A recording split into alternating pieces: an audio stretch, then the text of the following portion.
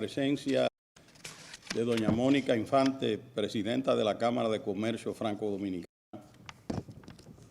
del profesor Philippe Dupichot, presidente de la Asociación Henri Capitan, de Marie-Pierre Delboche, agregada cultural de la cooperación de la Embajada de Francia, de los honorables magistrados de la Suprema Corte de Justicia, don Samuel Arias, no sé si está don Justiniano y Napoleón, bueno, a doña Viviana Ribeiro, no sé si está con nosotros todavía, en fin, a todos los juristas distinguidas y distinguidos que nos acompañan, por supuesto, un saludo especial para el magistrado Víctor Joaquín Castellano Pisano, un civilista destacado y un jurista de una sólida formación dominico-francesa, y un saludo para doña Carolina Soto Hernández, presidenta del Comité Legal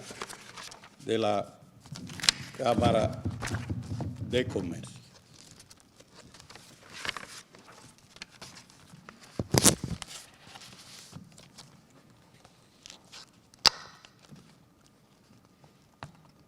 Esto no era lo que yo traía, pero bueno, que me quedó en el vehículo, pero vamos a ver cómo nosotros tratamos esto. Yo lamento profundamente que sea en esta tarde y en este día en que me toque hablar de la influencia del derecho francés en el derecho dominicano, porque como todos ustedes y nosotros sabemos, el derecho francés fue asimilado en la República Dominicana a través de la presencia y de la ocupación haitiana durante 22 años en la República Dominicana. Experimento una profunda emoción por lo que ha sucedido en la noche de ayer en la hermana República de Haití, y uno lo que espera es que la paz, la concordia y la unidad se impongan y la violencia sea desterrada y ese pueblo pueda adquirir mejores niveles de prosperidad material y espiritual. Voy a tratar de hacer una síntesis porque esto parece que es un poco largo.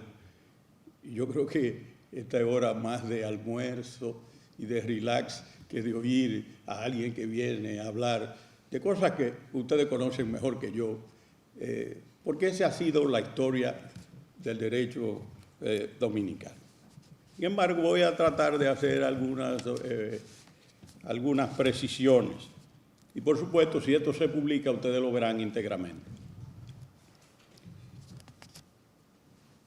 A Pericles se le atribuye, y este gran ateniense, magistrado, orador, abogado, haber dicho: raros son los regímenes políticos que no se propusieron como modelos las leyes de otros. Él esbozó de esa manera el fenómeno de la adopción de instituciones jurídicas de un Estado por otro. Se ha dicho que la codificación napoleónica, particularmente el Código Civil, convirtió al derecho francés en un modelo. En un reporte de la Asamblea General del Consejo de Estado del 19 de junio del año 2001, se señalan como bases de la influencia jurídica de Francia, en primer lugar, la difusión del derecho privado. ¿A través de qué? A través, primero, de un efecto codificación. Después de haber reinado ratione imperi, el código se impuso imperio rationis, por el imperio de la razón. En segundo lugar, hay en la difusión del derecho privado francés un elemento ideológico y doctrinal. Francia, patrie des droits de l'homme, patria de los derechos del hombre. Y eso, por supuesto, generó en esa época un atractivo singular, porque se abrían ventanas nuevas para la libertad y la dignidad de los seres humanos. El segundo elemento es la expansión y el brillo del derecho administrativo. El derecho administrativo, un derecho nuevo que nace con la Revolución Francesa, un derecho en movimiento hacia adelante, pero además un derecho evolutivo. Se ha dicho en ese sentido que adoptar la institución, aun sea una adaptación, es adoptar por su mediación las categorías y nociones fundamentales que le dan sentido y virtud. Debo decir que un tercer elemento de lo que se ha llamado el modelo francés, sin lugar a duda, es su influencia en la formación del orden jurídico internacional y comunitario. La acción de los juristas franceses, sin lugar a dudas, hay que ver la obra extraordinaria que es, por ejemplo, el Código Civil. Entonces, los juristas franceses, con su accionar, con el desarrollo de la doctrina, con sus obras, han jugado un papel importante en la formación del orden jurídico internacional y comunitario. Y también el éxito de los conceptos jurídicos franceses. Lo voy a poner uno solo para no tener que repetirlo ahorita. El bloque de constitucionalidad, Louis Favreau. El bloque de constitucionalidad que se desarrolla a través de decisiones del Consejo Constitucional y que evidentemente los autores franceses han desarrollado, que nosotros conocemos. Por cierto, que nosotros tenemos una definición del bloque de constitucionalidad que es la más grande que yo he leído en mi vida. Pero bueno, esas son particularidades, ¿verdad? ¿Qué podemos decir así en términos generales del derecho francés y el derecho dominicano? La convergencia del derecho francés y el dominicano encuentra su origen en la ocupación haitiana del territorio dominicano que inició en el año de 1822. Desde su inicio hasta la independencia de la República Dominicana el 27 de febrero de 1844, la isla de la Hispaniola se encontraba regida por un cuerpo jurídico, el haitiano. Así pues, 22 años durante los cuales la República de Haití estuvo ocupando la parte antigua española de la isla de Santo Domingo, pues las leyes y la constitución de este país se impusieron de forma generalizada, en tanto que una isla albergaba dos comunidades regidas por un solo cuerpo normativo. Es aquí justamente donde inicia la influencia jurídica de Francia en República Dominicana. Haití, habiéndose independizado de Francia en 1804, decidió mantener el status quo económico y jurídico que sus colonizadores habían impuesto. Particularmente la Constitución haitiana de 1816, si bien adoptada en un periodo transicional posterior a la independencia, se encontraba bastante influenciada por el derecho vigente de los franceses, incluida aquí las libertades y derechos que iniciaron a través de la Revolución Francesa de 1789, así como la división de los tres poderes del Estado, que nosotros sabemos que es del barón de la Brede y de Montesquieu. Sin embargo, vale destacar que en 1804, como todos sabemos, fue el año de aprobación del Código Civil, el llamado Código Napoleón. En efecto, ese fue el mismo año en el cual Francia abandona Haití. De ahí que una vez Haití se erige como un Estado soberano e independiente, queda totalmente huérfano de leyes y códigos, a lo cual en 1816, previo a la aprobación de la nueva Constitución, el presidente haitiano de la época, Pétion, ordena mediante decreto que entren en vigencia todos los códigos recientemente aprobados en Francia, so pena de ser posteriormente sustituidos por los correspondientes códigos haitianos en ocasión del mandato constitucional que contenía la reforma del mismo año. Ya encontrándose ocupando el territorio dominicano, los códigos franceses rigieron hasta el año de 1826, en el cual los haitianos son finalmente aprobados. Los códigos haitianos que supuestamente sustituían a los franceses no eran más que una verdadera copia de los últimos, con algunos artículos suprimidos o modificados y siguiendo inclusive la misma numeración. Estos códigos, alegadamente haitianos, rigieron en toda la isla hasta la independencia de República Dominicana en 1844. Todos sabemos que tras la independencia se constituyó una Junta Central Gubernativa que organizó y comandó el país de forma temporal hasta la aprobación de la primera Constitución del 6 de noviembre del año de 1844, que terminó por elegir a Pedro Santana como el primer presidente constitucional del país. La nueva Constitución primera de la República Dominicana establecía de forma expresa que se mantenía la vigencia de todas las normas existentes que rigieron durante la ocupación haitiana, a excepción de aquellas que contradijeran el contenido de la nueva Carta Magna.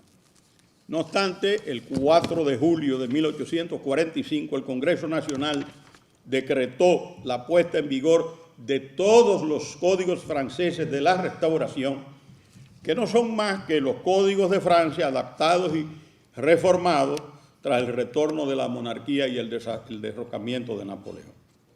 La idea de incorporar nacionalmente los nuevos códigos de una colonia francesa y en un Estado recién independizado no presentó objeción alguna.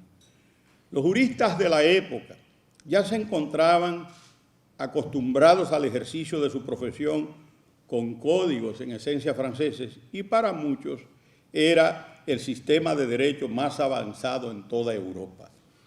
No obstante, el hecho de contar con instrumentos legislativos no traducidos al español comenzó a generar disturbios y descontentos, incluidas aquí autoridades jurídicas de la época, que sostenían que ello constituía mantener lazos demasiado fuertes con la población haitiana, a quien tanto buscamos sacar de nuestro territorio. Por ejemplo, la Iglesia expresó su desacuerdo, pues la normativa francesa contenía una forma de legislar que entendían que era bastante laica, lo cual fue denominado de inmediato por la Iglesia como realmente ateo y un atentado a los ideales que profesaba y practicaba República Dominicana desde su manifiesto del 16 de enero de 1844. Así iniciaron los esfuerzos para traducir y adaptar los códigos de la Restauración de Francia, que dieron lugar a lo que tenemos mayoritariamente hoy en día, una verdadera traducción al castellano de dichos instrumentos jurídicos.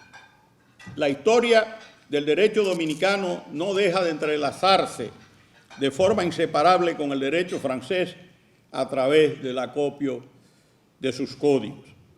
Desde entonces, República Dominicana ha adoptado jurisprudencia, legislaciones y prácticas tendentes a asimilar las tendencias francesas. En 1884, por ejemplo, Francia readmitió el divorcio en el Código Civil. Pocos años más tarde adoptamos una ley que ponía en ejecución la misma política.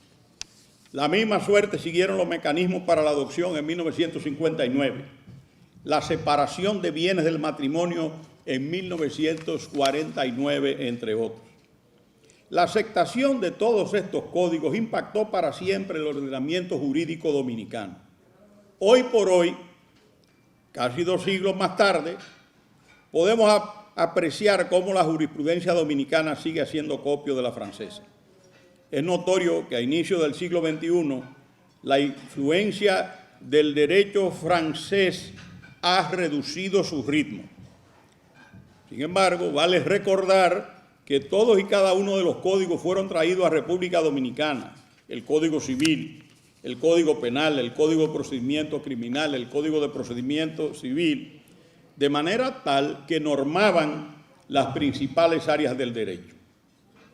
Soy de opinión que los códigos franceses, revisados a la luz de la jurisprudencia nacional y la evolución en el país de origen, serían de más eficacia que la de otros modelos importados que no han tenido nunca raíces en la República Dominicana.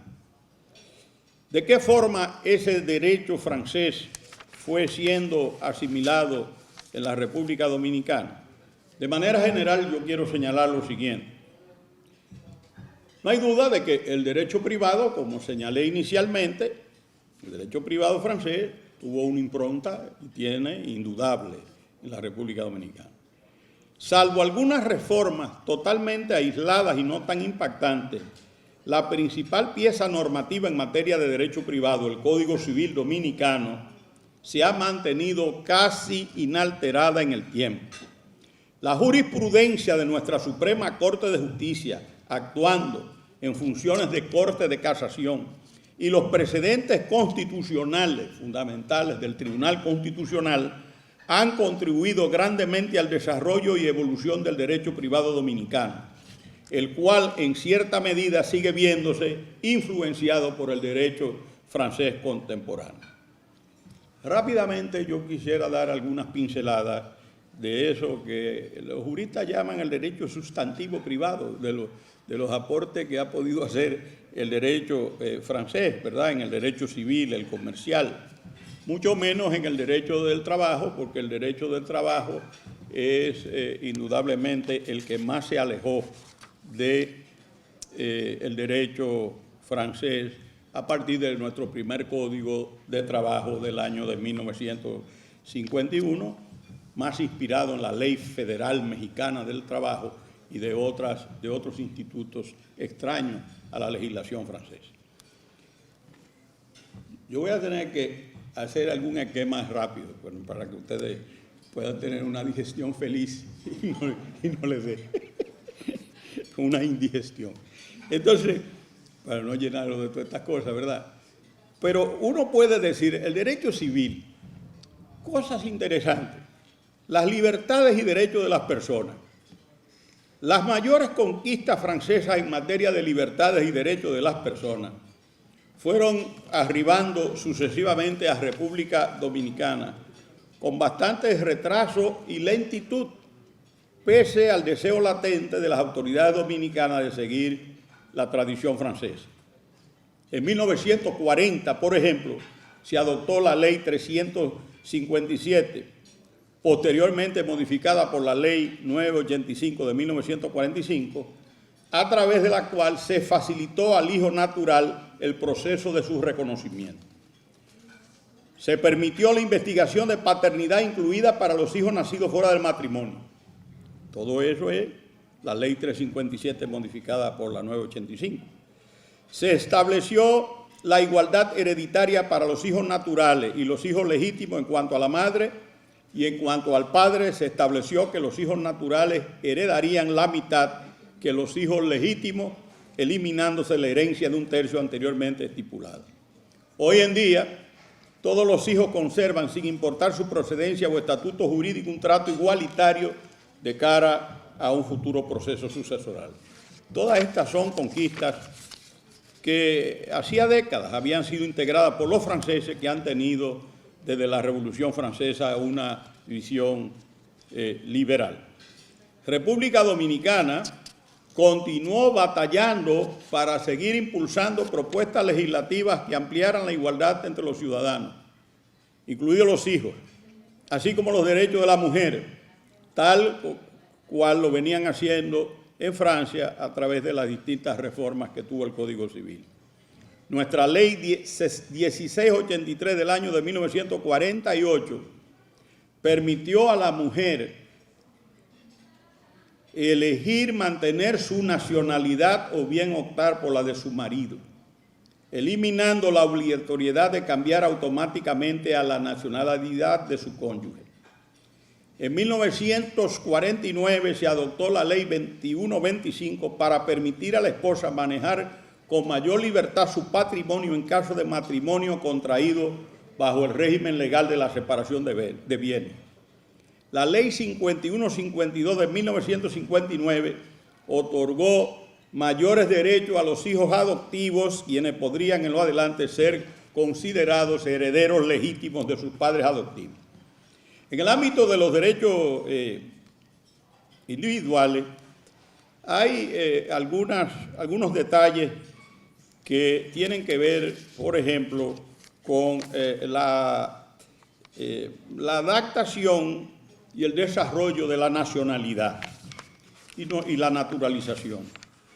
Después de la Revolución, la República Francesa se inspiró en esos ideales y adoptó un régimen legal sobre la nacionalidad donde aparecía el jus solis y el jus sanguinis. Ellos regían esos dos principios, el otorgamiento y la adquisición de la nacionalidad. Es así como toda persona nacida en territorio francés o todo hijo de francés era automáticamente reconocido como ciudadano. Hoy por hoy, nuestros ordenamientos prevén este esquema jurídico mixto o ecléctico. El artículo 18 de la Constitución Dominicana regula y consagra este método de adquisición de la nacionalidad, mientras que en el caso francés se trata del mismo artículo 18 y siguiente, pero del Código Civil y algunas otras normativas. Anteriormente, República Dominicana, al igual que Francia, regulaba la nacionalidad exclusivamente a través del artículo 9 del Código Civil. No obstante, a lo largo de nuestras reformas constitucionales, las formas de adquisición de la nacionalidad fueron dotadas de jerarquía constitucional y han sido variadas y modificadas con el pasar de los años. La República Dominicana, como Francia, han aprobado legislaciones que instauran diversos métodos de naturalización. En el caso dominicano se trata de la Ley 6183 sobre naturalización del 16 de abril de 1948. Fíjense, todas estas fechas y estos años son de mitad del siglo XX, 48, 45, bueno. Mientras que en el caso francés se limita al Código Civil. En el ámbito del derecho de familia, nosotros prácticamente conservamos los regímenes legales para el matrimonio del Código Civil de Napoleón. La comunidad legal de bienes como régimen de pleno derecho, la comunidad de bienes gananciales, la comunidad universal y el régimen convencional de separación, así como relativo al régimen dotal, el cual por su propia naturaleza en nuestro país ha caído en desuso. Los artículos 1400 y siguientes del Código Civil Dominicano no han sufrido cambios desde el siglo XIX. De ahí que conservamos una numerosa serie de disposiciones legales que reflejan una desigualdad significativa entre el hombre y la mujer. Ha sido a través de la labor de nuestros tribunales y ahora altas cortes, como la denominan, que algunas han sido declaradas inconstitucionales y otras simplemente han caído en desuso. Esta situación ha sido balanceada y equilibrada por los franceses para garantizar la igualdad de género en la relación conyugal o marital.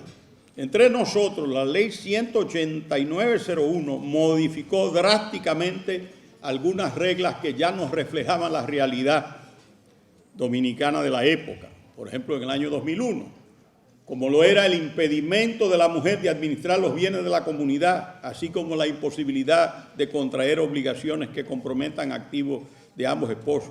Este es el caso del famoso derogado artículo 1530 del Código Civil Dominicano. República Dominicana, sin embargo, no se ha quedado rezagada en lo atinente a los derechos y libertades reconocidos a la mujer por nuestro Código Civil. En 1978, año memorable, por múltiples razones, aprobamos una serie de leyes de carácter puramente civil que fueron promovidas a raíz de una gran reforma que tuvo lugar en Francia en años anteriores. Entre estas leyes se destaca en el derecho de la familia la Ley 855. Por su parte, los franceses procuraron ampliar y modernizar los derechos de la mujer en su rol de integrante y parte de la cabeza de la familia. fueron incorporadas importantes disposiciones legales que modificaron el Código, suprimiendo la mayoría de las regulaciones y restricciones que ponían a la mujer en un segundo plano o por debajo del marido, concebido este último como patrón o jefe de la familia en el siglo XIX. La mujer pasó a adquirir los mismos derechos y obligaciones que el hombre en su relación conyugal. La esposa podría en lo adelante administrar los bienes de la comunidad con la misma libertad que su esposo.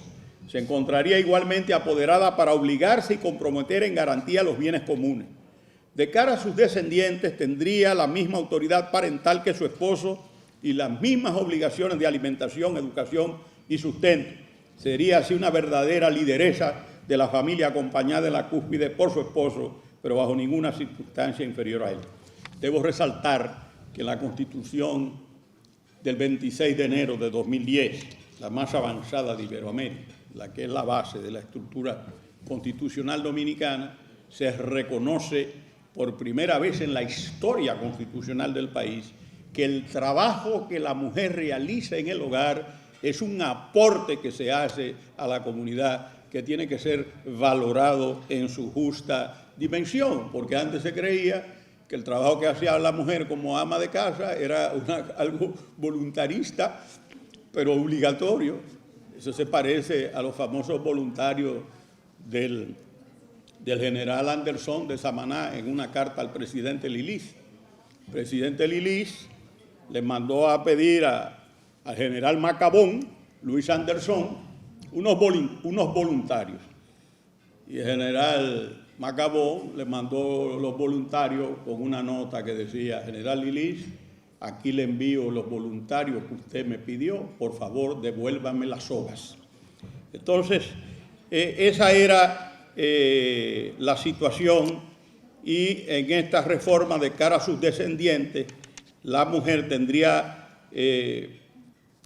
toda una serie de derechos que no se habían reconocido antes. Por eso se ha dicho que la ley 855 de 1978 vino a revolucionar y a combatir ese sistema patriarcal y sustancialmente machista que conservaba nuestro país desde el siglo XIX.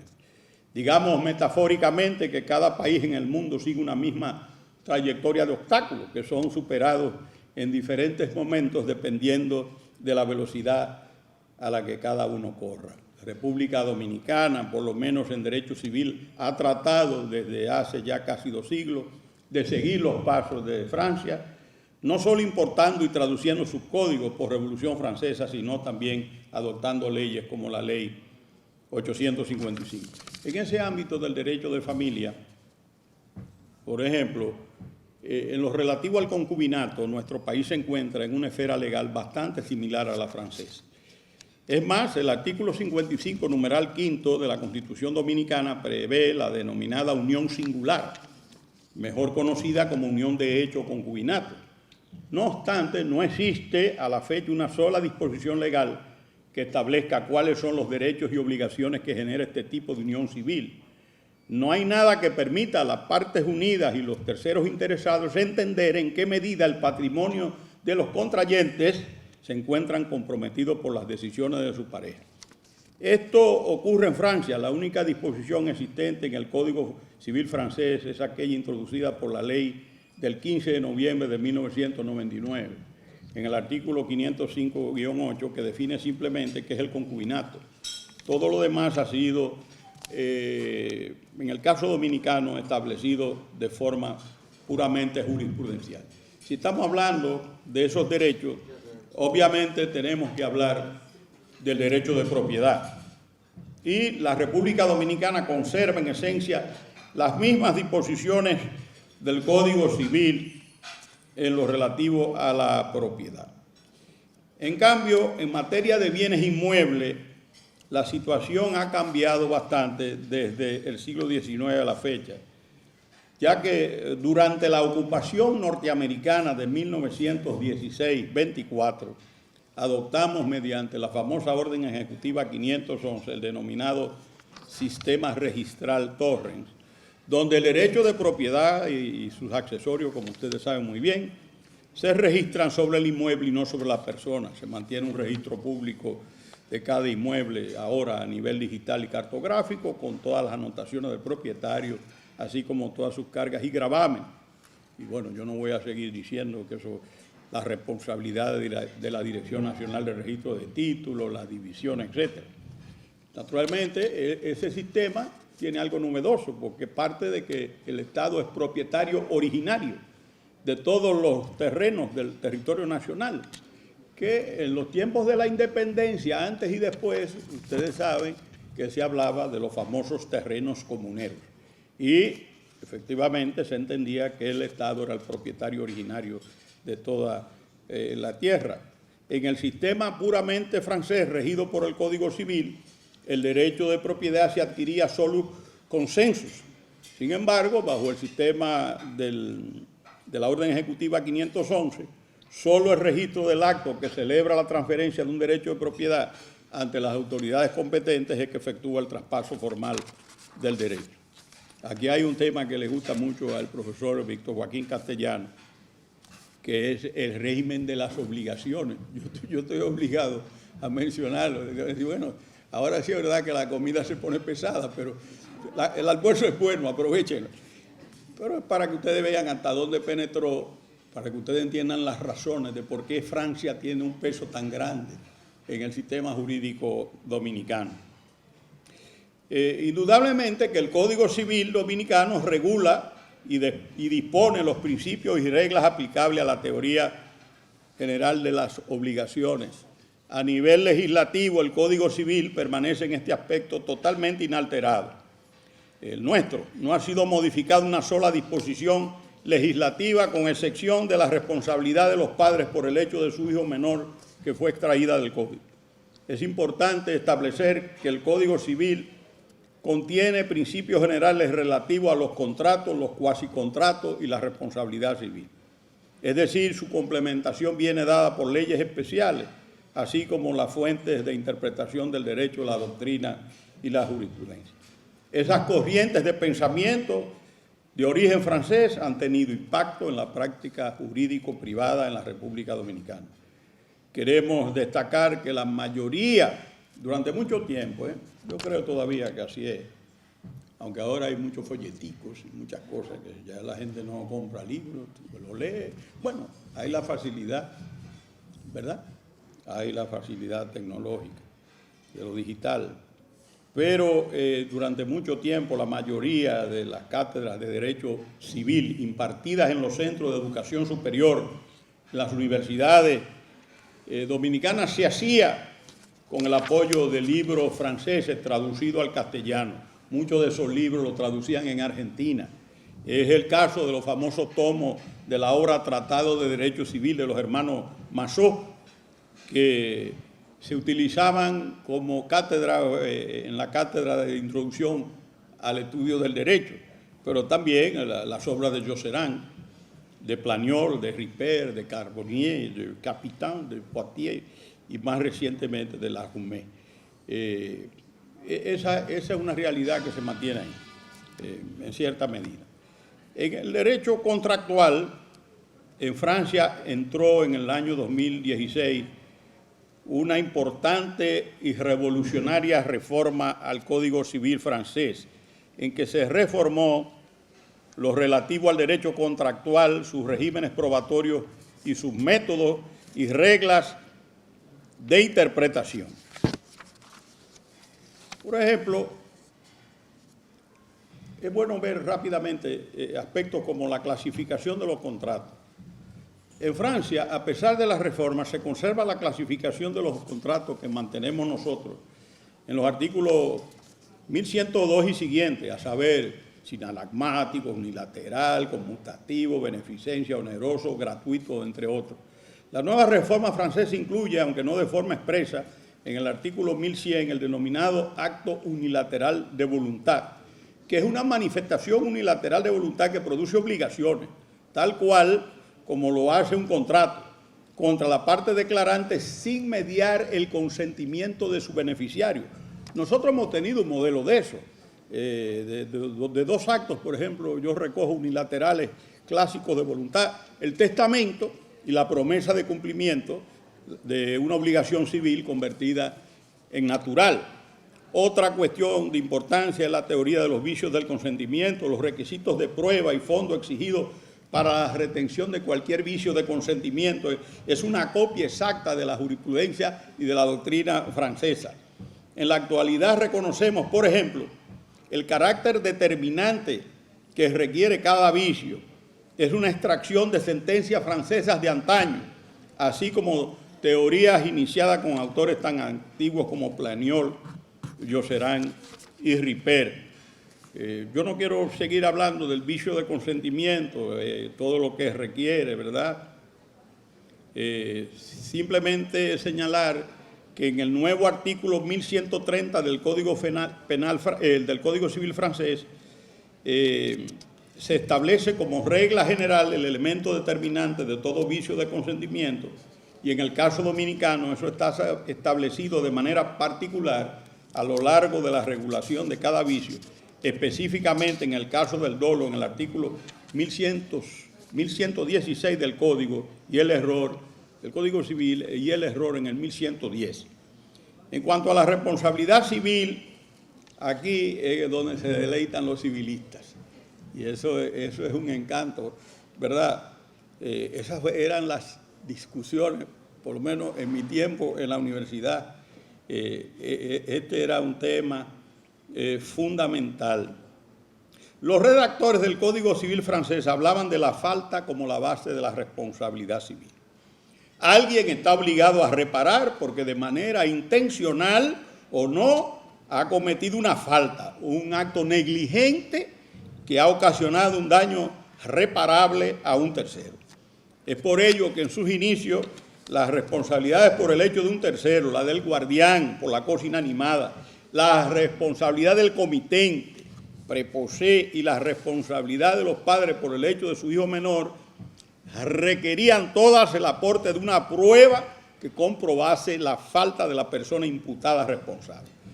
Posteriormente surgen nuevas teorías en Francia que revolucionan los cimientos, y así nace el riesgo de autores como el propio Josserand y Sallège.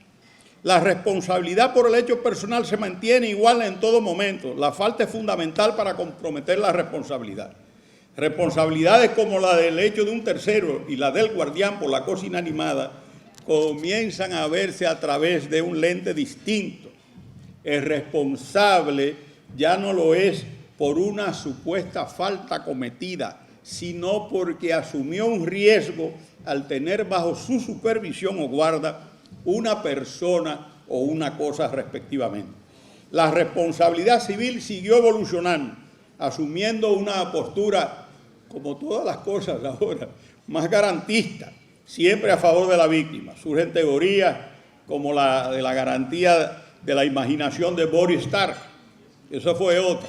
Por los años 76, 77, la obra de Boris Stark, sus tomos eran un material obligado de los civilistas en la Facultad de Derecho. En la Facultad de Derecho en Niza, ese era un texto que tenía que ser utilizado por todos los estudiantes. Y Boris Stark partía de la idea de que el derecho debe disponer a favor de la víctima una persona que repare el daño.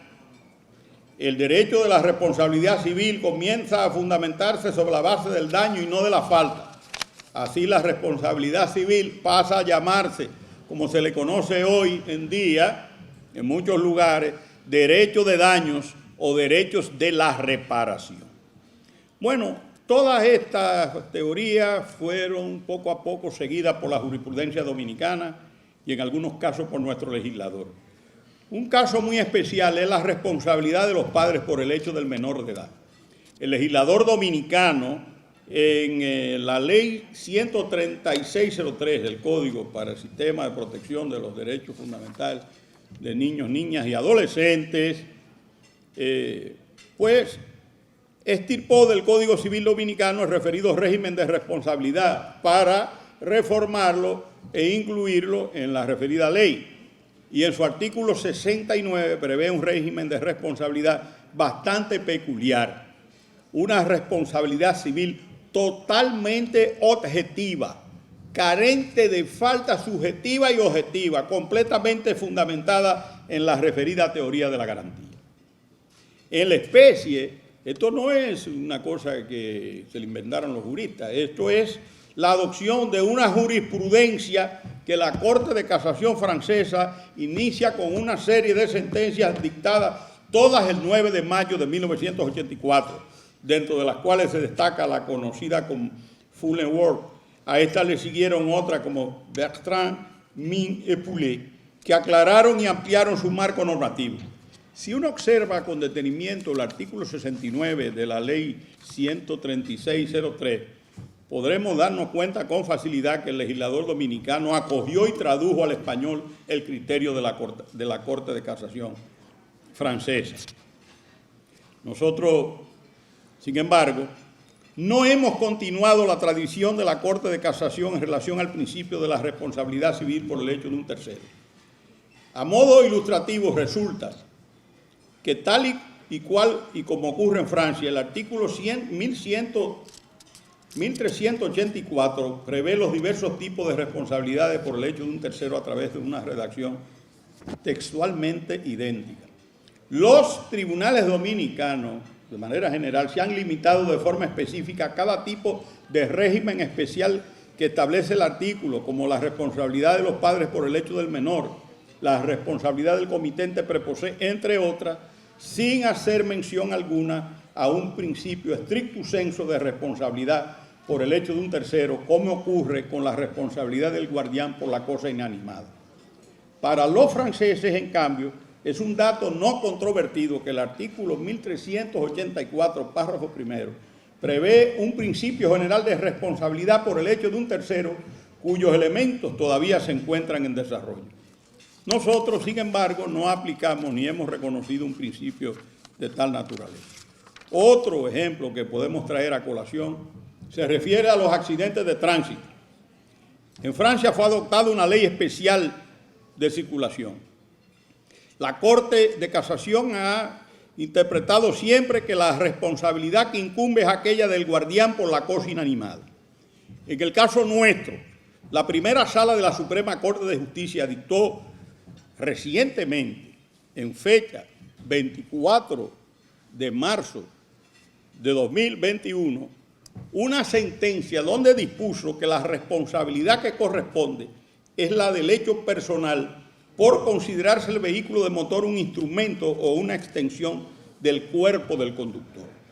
Es decir, la Alta Corte decidió apartarse de su criterio, de un criterio que seguía la tradición francesa.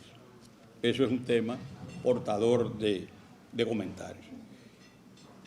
¿Qué hemos hecho? ¿Qué vamos a hacer nosotros con el Código Civil?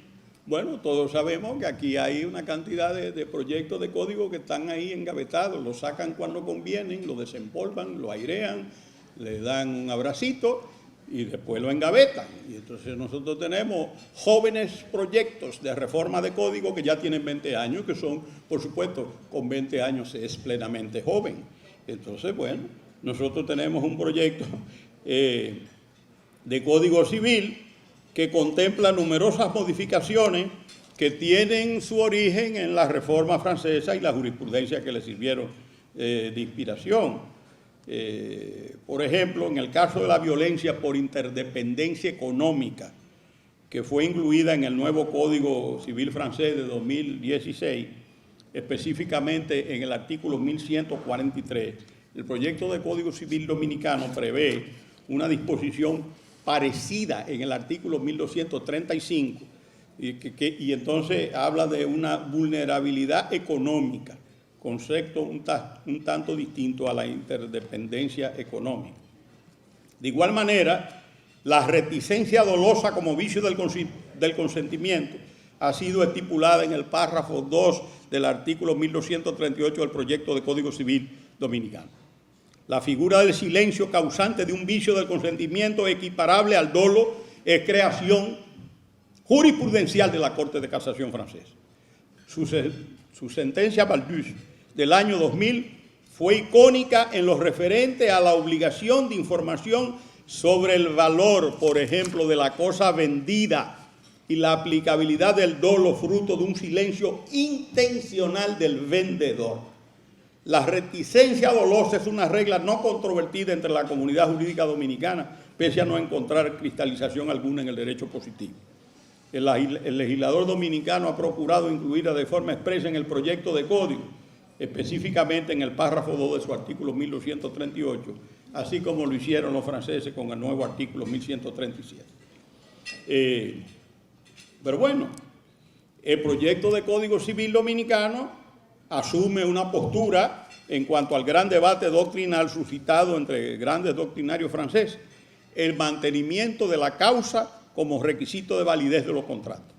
La reforma francesa de 2016 optó por una solución ecléctica.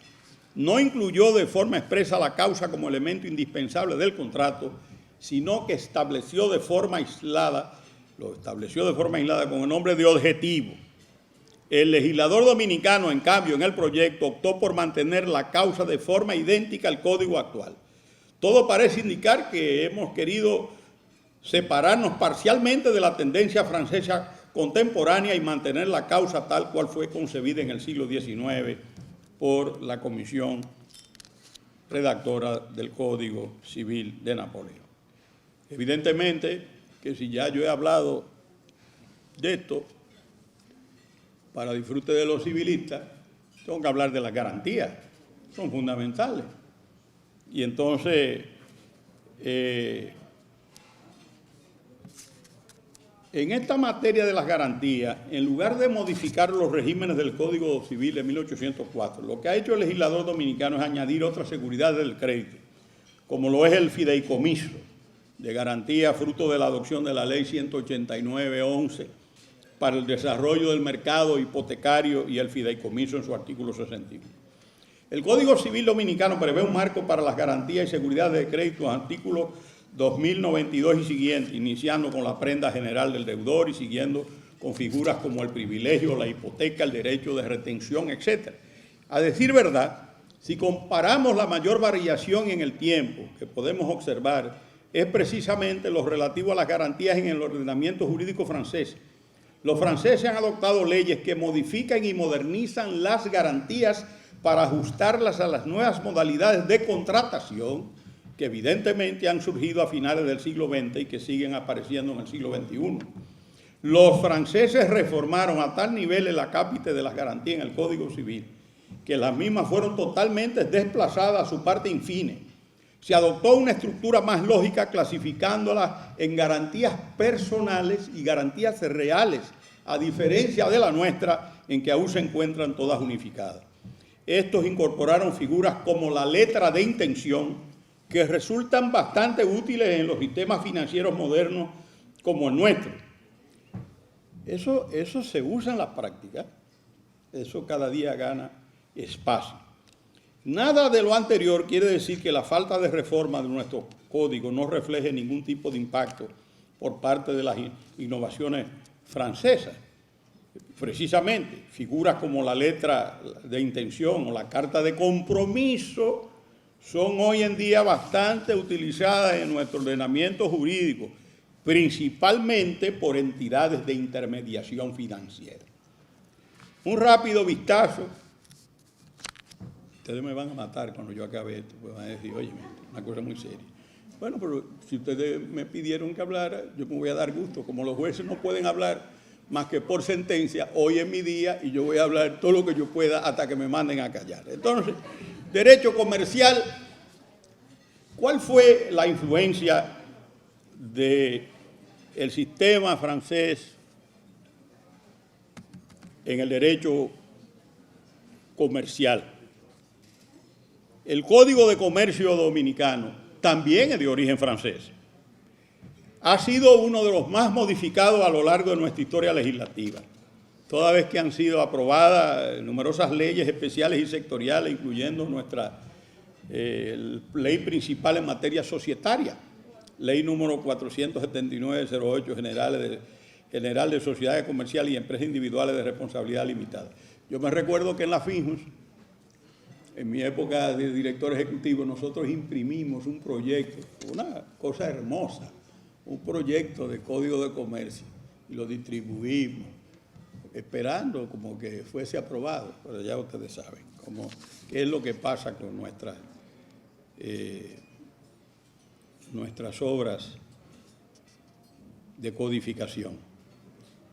No hay duda de que el derecho comercial ha tenido un desarrollo extraordinario, pero todavía se mantienen los principios trazados por el Código de Comercio vigente y que se están aplicando en la República Dominicana.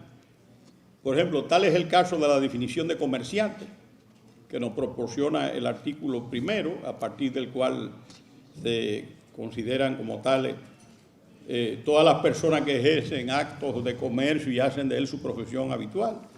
Por igual, la clasificación entre comerciantes físicos y comerciantes morales se mantiene bajo el criterio de que los primeros se determinan en razón de la naturaleza de la actividad que realizan y los últimos por la forma de su constitución, regidos obviamente por la referida Ley General de Sociedades Comerciales. Conservamos también la clasificación antigua de comerciante de hecho, de facto y de derecho de jure, lo cual el último se encuentra registrado como comerciante ante la autoridad administrativa competente y el primero ejerce actos de comercio de forma fáctica sin estar regularizado.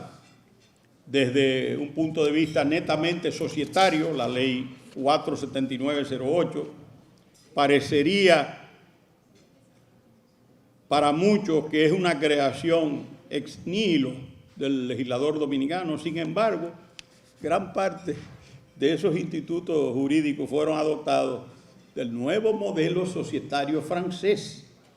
Evidentemente, siendo un área tan especializada, requirió de adaptaciones, supresiones e inclusiones distintas a las leyes francesas.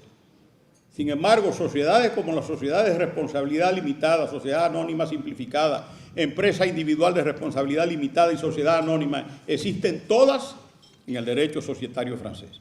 En cada sistema se han incluido algunas variaciones de cara a sus requisitos de constitución, mantenimiento. Yo de eso no lo voy a tocar.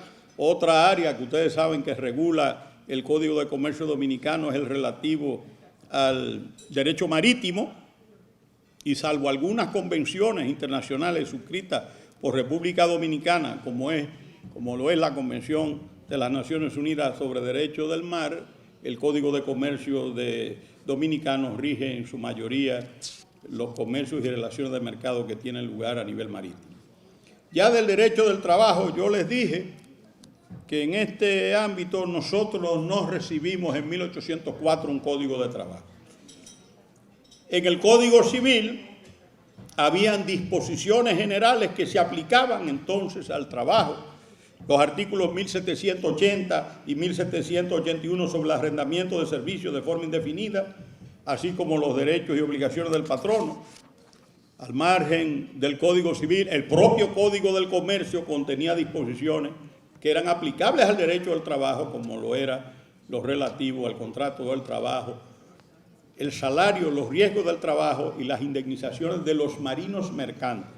Como señalé al inicio, la Ley Federal de Trabajo de México, pues esa ley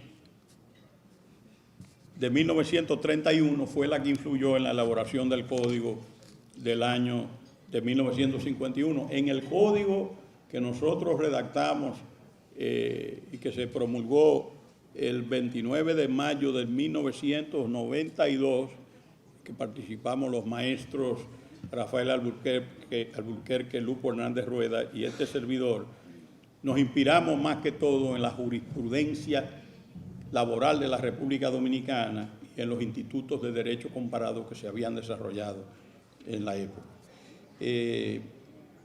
Aquí yo tengo algunas ideas sobre el Código de Procedimiento Civil, que se duerme también el sueño eterno. Ese debe tener como 15 o 20 años, el proyecto de Código Civil. Yo repito que nosotros promulgamos en el año de 1978, hay la ley, la 845 y la 834, y el legislador fue, y gracias a Dios que el legislador aprobó y trabajó esas leyes, y ahí se dijo que precisamente se se estaban haciendo suyas las más recientes y avanzadas reformas del Código de Procedimiento Civil francés del 15 de julio de 1978. Hay una rápida recepción y asimilación, y la verdad es que los juristas de la época, los civilistas, se fajaron, y había como un sentido de compromiso del órgano legislativo, y aprobaron rápidamente esas leyes que fueron de lo que se llama la Gran Reforma del 78. El objetivo de esa ley fue modificar el ámbito y la cuantía de la competencia de los juzgados de primera instancia y los juzgados de paz, la de la ley 845, así como limitar y acortar los plazos para los recursos de oposición y apelación.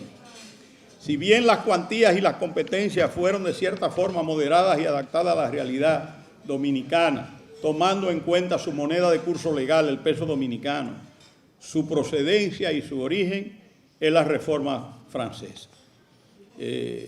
La influencia que tuvo el nuevo Código de Procedimiento Civil para la aprobación y promulgación de la Ley 834 es evidente. Por ejemplo, uno toma el artículo primero.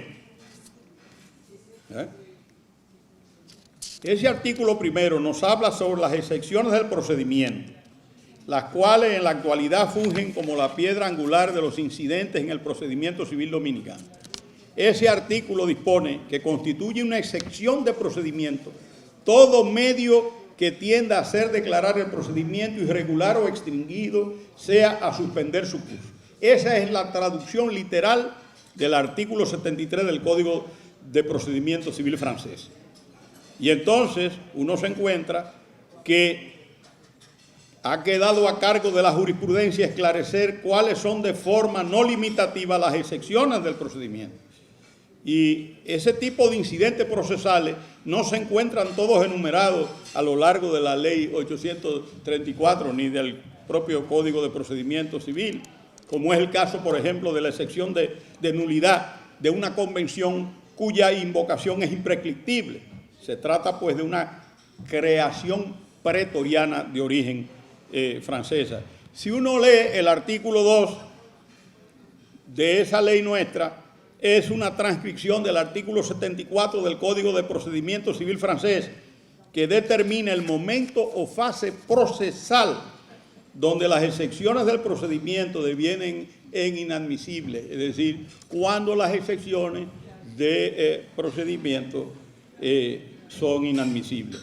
El legislador francés dispuso que toda excepción del procedimiento, salvo aquellas que se fundamenten en una regla de orden público, deben ser interpuestas previo a la invocación de un fin de inadmisión y antes de toda defensa al fondo. El legislador dominicano decidió seguir un sendero idéntico e incorporar las mismas reglas. Los fines de inadmisión que en la Ley 834 se encuentran sancionados en el artículo 44 y siguiente, en el Código francés figuran en los artículos 122 y siguientes. Este artículo, el 122, define de forma genérica qué debe entenderse por fin de inadmisión. Al igual que las excepciones del procedimiento, no se constituyen en una lista de números clausus, no son en lo absoluto restrictivos, es el resultado de las reglas expresadas en el artículo 46. Yo recuerdo que el profesor Artañán Pérez Méndez, que Dios lo tenga en un espacio de gloria espiritual, cuando había una disposición jurídica que él entendía que era que podía llamar la atención, en medio de la cátedra de penal, decía, y ahí es donde entonces la mula tumba a Genaro. Eso se parece mucho con que en la ley, en esta ley 834, se ha incluido una figura jurídica en el procedimiento dominicano, donde el legislador utilizó el mismo nombre de francés, le contredit, el famoso contredit. Entonces, la impugnación se trata de una vía recursiva extremadamente propia de los franceses, utilizada para atacar sentencias que versan sobre asuntos de competencia únicamente. Para muchos resulta un recurso bastante único, complejo y difícil de interponer. aunque aquí hicimos acopio de una figura de forma idéntica a la francesa y tenemos una serie de rigores. Yo no voy ustedes lo verán eso después, yo no voy a seguir hablando de eso. Otra regla que incorporó la ley 834, y eso es importante. Cuando nosotros nos enseñaron en la universidad, cuando se nos hablaba de esos temas, nos decían que había un principio que era el siguiente: no hay nulidad sin texto. Si no hay texto, no hay nulidad. Pero ¿qué pasa? La jurisprudencia generó la expresión, y eso fue obviamente acopiado de Francia, que en realidad el tema no era ese. Y se desarrolló la idea de que el principio debe ser, y sigue siendo, no hay nulidad sin agravio. Y eso, que fue un desarrollo jurisprudencial copiado de Francia, se integró en el artículo 37 de la ley 834 al disponer: la nulidad no puede ser pronunciada sino cuando el adversario que le invoque pruebe el agravio que le causa la irregularidad. Se sustituyó el principio, no hay nulidad sin texto. Y entonces eso es un verdadero avance para la evolución de los procesos civiles en la República Dominicana. Rápidamente, porque yo sé que ya, a pesar de que yo he tratado de recortar, bueno, pero había que decir las cosas, ¿verdad? ¿Cuál es la influencia del derecho público francés en el derecho dominicano? Yo debo decir lo siguiente. Cuando yo estudié Derecho Constitucional en la universidad, entonces católica, madre y maestra, no era pontificia, en Santiago de los Caballeros. Y sucede que mis dos profesores de Constitucional fueron el licenciado Ricardo Balaguer, no Balaguer Ricardo, don Quinquín, procurador general de la Corte de Apelación en Santiago de los Caballeros, y el magistrado Joaquín Álvarez Perelló, juez del Tribunal de Tierra, que después, en el 66, en ese mismo año, tuvo que suspender la cátedra para ser juez de la Suprema Corte de Justicia. La obra que se utilizaba para estudiar Derecho Constitucional era la obra de Marcel Prelot, en francés. En francés. Y la otra obra que servía de referencia era la obra de Georges Birdot, en Derecho Constitucional, y nosotros teníamos, por supuesto, que leerla y trabajarla en francés. Yo quiero decir que el derecho constitucional dominicano desde su origen se ha caracterizado por la hibridación de modelos jurídicos, y eso lo vemos desde la propia Constitución del año de 1844. ¿Cuáles fueron las fuentes de la Constitución de 1844? Evidentemente la Constitución norteamericana de septiembre de 1787, que es donde se extrae el régimen presidencial y republicano; la Constitución de Cádiz de 1812, que es donde se extrae el régimen municipal; por supuesto, las constituciones francesas de 1799 y 1814, porque de ahí se derivó el órgano legislativo; y por supuesto, la Constitución haitiana del año de 1843, de la cual se copiaron 113 artículos. Entonces, evidentemente que nuestro derecho constitucional ha tenido un origen híbrido. Las constituciones francesas tuvieron importancia en lo relativo al Congreso Nacional, porque uno pudiese pensar que como la Constitución norteamericana fue la primera constitución escrita y antecedió a la francesa, evidentemente, pues el órgano legislativo de la Constitución primera de la República Dominicana debió haber sido Senado y Cámara de Representantes.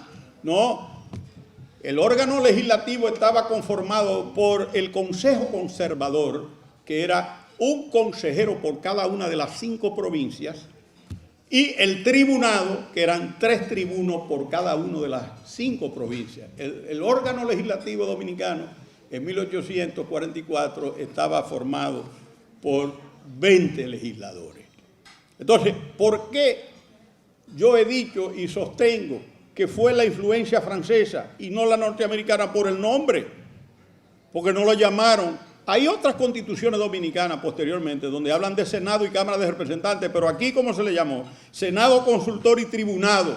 Eso es francés, eso va francés por la Constitución de 1799 y, naturalmente, por la del año de 1814. Y esa no es la única influencia que dio Francia. El historiador y jurista Wenceslao Vega claramente destaca que la Declaración de los Derechos del Hombre y del Ciudadano fue una de las fuentes indirectas de la Constitución de 1844. No hay duda de que el espíritu francés se mantiene también porque hay un capítulo que se llama El Derecho Público de los Dominicanos. Eso, obviamente, se puede observar que eso viene del contenido del artículo primero de la Declaración de los Derechos del Hombre y del Ciudadano, que dice: los hombres nacen y permanecen libres e iguales en derecho. Eso está en el artículo 14 de la Constitución de 1844, que dice: los dominicanos nacen y permanecen libres e iguales en derecho. Y también en el ámbito de las garantías de las libertades aparece todo. El principio de legalidad aparece en el artículo 27 de la Constitución del 44, que se inspiró del artículo 5 de la Declaración francesa. Naturalmente, la libertad de expresión, que aparece en el artículo 23 de la Constitución Dominicana, es el artículo 11 de la Declaración. El derecho de propiedad del artículo 21 de la Constitución está en el artículo 17 de la Declaración. El principio de soberanía y separación de poderes, consagrado en el artículo 39 y siguiente de nuestra Constitución del 44, tienen su origen en el 3 y en el 16, 3 y 16 de la Declaración de 1789. Y aquí hay que destacar qué pasa con el derecho de propiedad. Eso es importante. El único derecho considerado inviolable y sagrado fue el derecho de propiedad. No hay otro, ¿eh? El derecho a la vida no aparece como un derecho inviolable y sagrado. La guillotina funcionaba. No, es el derecho de propiedad inviolable y sagrado. Artículo 17 de la Declaración de los Derechos Humanos. ¿Por qué? Por una razón muy simple. Digo, ese es mi particular punto de vista. La Revolución Francesa fue la primera revolución burguesa del mundo. Fue la burguesía que hizo la Revolución Francesa, no fueron los obreros ni los campesinos. Entonces, la opresión que recibía la burguesía era una opresión política, no económica. Eran ciudadanos de menor rango, porque no eran de la nobleza.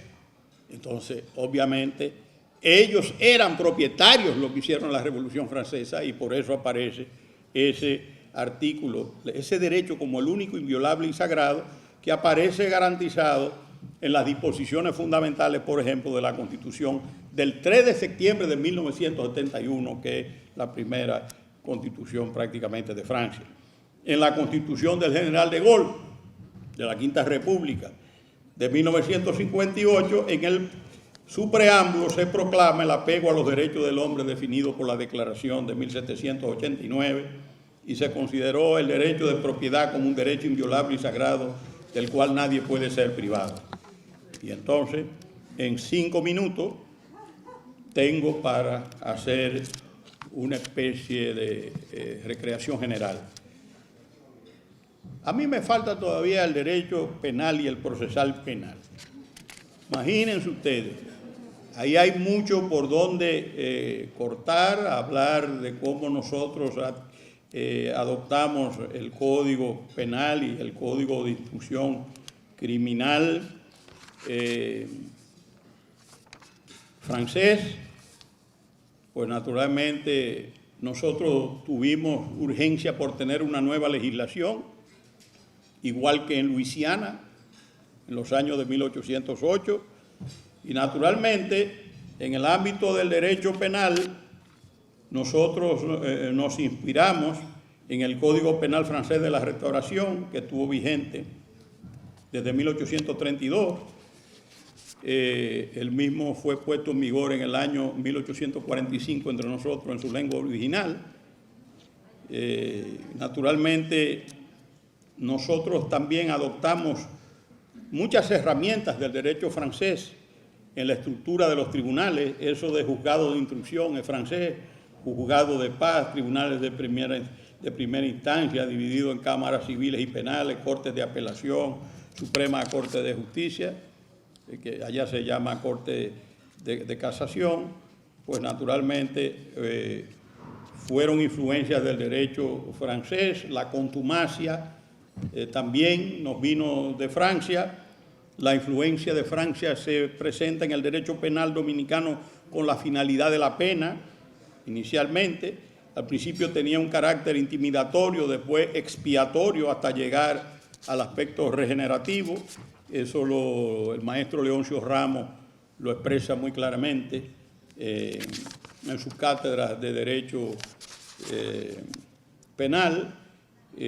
Nosotros tenemos también que el magistrado Manuel Ulises Bonelli Vega nos habla de cómo el Código Penal de 1832 vino influenciado por corrientes filosóficas como las teorías utilitarias de Bentham y la moral de la justicia absoluta de Kant.